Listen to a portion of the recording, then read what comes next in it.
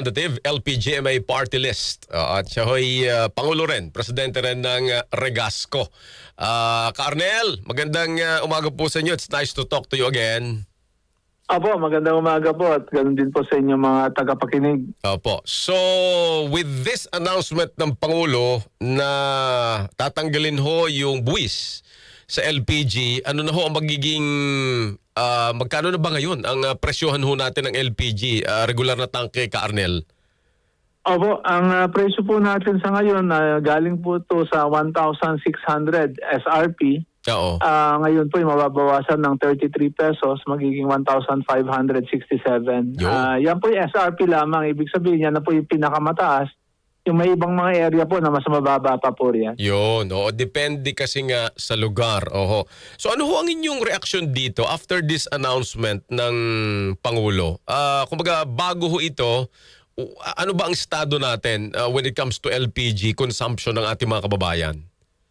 Well, sa kasalukuyan, maganda naman po ang nangyari na nung nagkaroon ng kaguluhan ng February 28, ay ang Middle East ay nasa summer season na po tayo. So ang ating consumption for the next 3 months hanggang May po yan, end of May at maaaring sa second week of June ay bababa po tayo ng 15%. Kung yan po during the normal days na wala pong kaguluhan. But because of the price increases na ganitong kataas, halos 30% po ang nawala sa consumption ngayon dahil yung mga nasa probinsya ay bumalik po sa kahoy, uling. So yan po yung kasalukuyan. Kaya yung problema po natin sa inventaryo ay hindi na ganong problema ngayon dahil tumataas po ang inventory level ng LPG sa ngayon. We are now in a range of around 50 days inventory. Kaya hindi po magiging issue ang supply natin sa ating bansa. Ayun. So, kumbaga, yung 15 days, yan ho ba yung recommended sa international standard, yung pag-iimbak, 15 days? Well, hindi naman po. Yan po yung recommendation ng Department of Energy na meron tayong 15 days in the storage. Oo. Tapos yung mga in transit ay mga aabot tayo ng mga 35 days. So, ang balita naman na binigay namin ngayon sa report namin ay hindi lang ho 35 days ang inventaryo na natin ngayon. Nasa 50 days na po. 50 Kaya days. po yung, dahil dun po sa inaasahan naming demand ay mas bumaba. Kaya po mas marami po kaming nabiling produkto kaysa po doon sa magiging demand in the next 3 months. Yun ang kagandahan ng LPG, no? Kasi may kahoy na na pamalit. Unlike Ka-Arnel yung sa transport, napakahirap namang palitan mo ng paglalakad, medyo imposible 'yon. Oo, saka wala na rin ho tayong kabayo. Wala na rin kabayo, kalesa. So parang ang sinasabi ninyo, nakaganda in terms of supply kasi bumalik sa kahoy, lalo sa probinsya mga kababayan natin, so humina ang demand. Opo, tama po kayo. Maliban po dyan, talagang ang atin pong bansa, ang populasyon po natin sa Pilipinas ay 50% po talaga ang gumagamit talaga ng kahoy at uling at 50% po ang gumagamit ng LPG. Pero sa ngayon, because of the situation, ay mas marami na po ang gagamit ng uling at kahoy. Mas bumaba ako ang consumption natin sa LPG. Right. Kumbaga, when it comes to LPG, talagang ang ano natin dito, yung mga urban areas nga na wala nang kakahuyan, no? Walang gubat na pwedeng puntahan for alternative, Ka-Arnel. Oo. Po. Pero yung iba po kasi nag-induction, pumunta ng kuryente. Kuryente. Yan po ang nangyayari ngayon.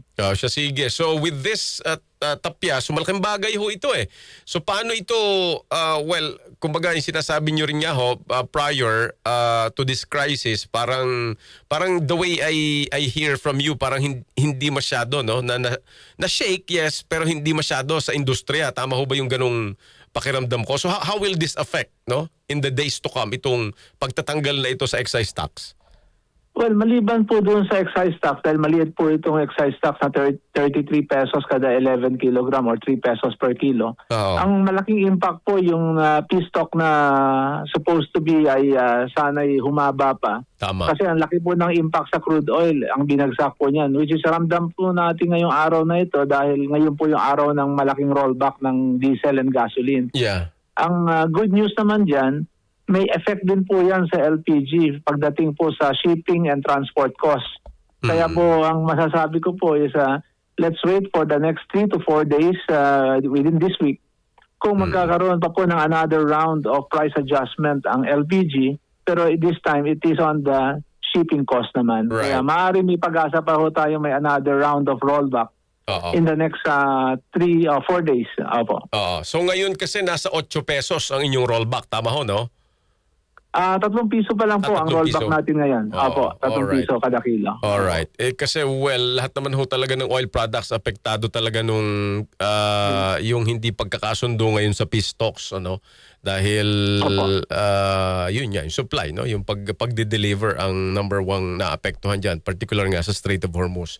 Anyway, Ka-Arnel, maraming salamat po sa inyong oras at siyempre sa information. So, may rollback, hindi pa lang may inaasahang rollback next week, hindi pa lang natin alam kung magkano. Opo, maaring dahil po yan sa shipping cost naman. Shipping cost. So, well, hindi naman nga kasi yung pagtatanggal ng excise tax hindi naman kumbaga makakaapekto rin, no, kung magro-roll ba kayo o hindi. Basta matatapos Opo. yung price. Yeah, opo. Okay, sige. Ka-Arnel, maraming Okay. salamat, sir. Thank you po. Thank you maraming po. salamat din po. Sige noong Arnel T, founder, former representative LPGMA party list.